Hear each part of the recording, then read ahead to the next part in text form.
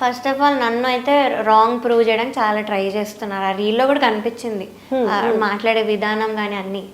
So అది ఎంత చేసినా they can't be fooling audience. ఇప్పటి వరకు చేస్తుంటారు కానీ ఇప్పటి నుంచి చేయలేరు, బికాస్ నేను చాలా ప్రూఫ్స్తో కూడా బయట పెట్టాను. సో వాళ్ళు ఎంత ట్రై చేసినా మేబీ కొంతమంది ఫూల్ అవుతారేమో ఆడియన్స్లో ఆ షోకున్న రెస్పెక్ట్ ద్వారా.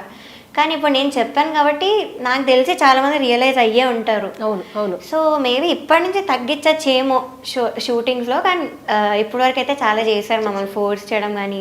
ఎందుకు ఇప్పుడు పొద్దున్న యాక్చువల్లీ ఒక రీల్ చూసారు, జ్ఞాపిక వాళ్ళు రిలీజ్ చేశారు. దానిలో నాకు నేనే డాన్స్ చేస్తున్నట్టు నన్ను బాగా చూపించారు వీడియోలో.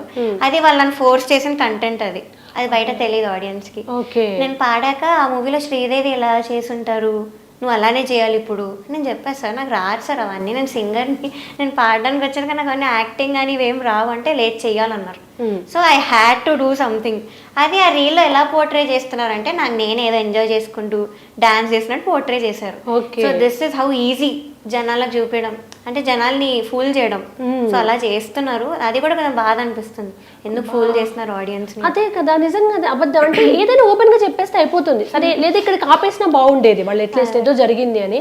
బట్ మేమంతా అదే అనుకుంటున్నాం, అట్లీస్ట్ నువ్వు వచ్చావు, ఇది ఎంత గొడవ అవుతున్నా నెక్స్ట్ కొంచెం జాగ్రత్త పడే అవకాశం ఉంది వాళ్ళు. నువ్వు ఏదైతే చేంజ్ నెక్స్ట్ వాళ్ళు అదే జరిగేటట్టుంది.